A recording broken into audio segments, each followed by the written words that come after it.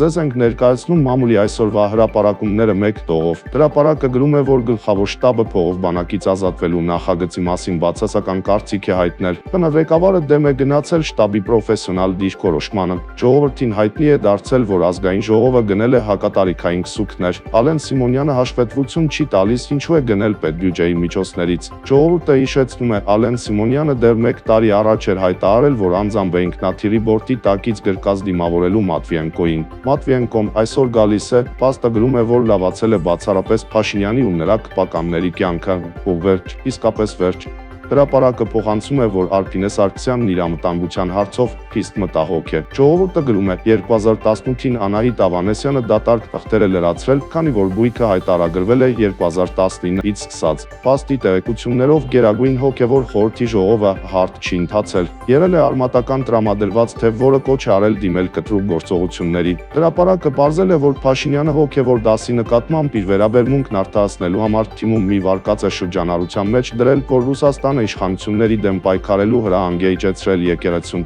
Ժողովուրդը տեղեկացել է, որ Արարատ Միրզոյանը հրաժարվել է ԿՊ վարչության անդամ լինելուց, որպեսզի որևէ ձևով չխառնվի ներսի խարտավանքներին, այլևս թիմային մարդ չի համարվում։